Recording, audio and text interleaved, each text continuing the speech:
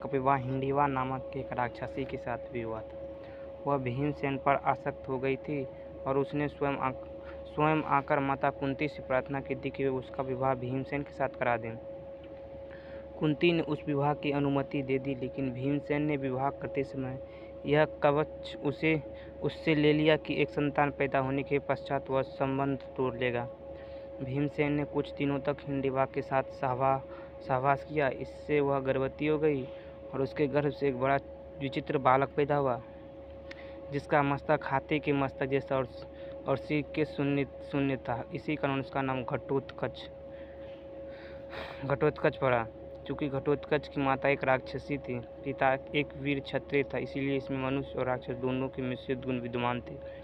यह बड़ा क्रूर और निर्दयी था। पांडवों का बड़ा आत्मीय था। पांचों भाई इसको अपना पुत्र समझकर प्यार करते थे, इसलिए यह इनके लिए मर मिटने को सदैव तत्पर रहता था। महाभारत युद्ध के बीच इसने अपना पूर्ण पौरुष दिखाया था, तो उसने वह काम किया जो एक अच्छे से अच्छे महारथी नहीं कर पाता। कर्ण सेनापति बनकर कौरवों के पक्ष से युद्ध कर रहा था। वह बड़ा अद्भुत योद्धा था। उसके पास इंद्र की दी हुई ऐसी शक्ति थी जिससे वह किसी भी पराक्रमी योद्धा को मार सकता था।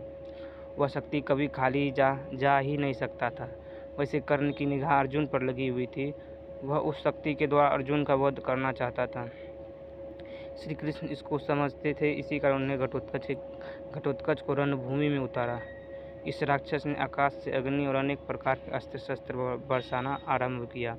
उसने कौरवों सेना में हाहाकार मचा उठाया। सभी त्राही करके भागने लगे। कभी कर्ण भी इसकी मार से घबरा गया। उसने अपनी लाखों से अनदेखा की। इस तरह तो कुछ ही देर में सारी कौरव सेना नष्ट हो जाएगी। तब लाचार होकर उसने घटोत्कच पर उस अमोघ शक्ति का प्रयोग किया। उससे तो कोई कैसा भी वीर नहीं बच सकता था। अंततः घटोत्कच क्षण भर में ही निर्जीव होकर पृथ्वी गिर पड़ा।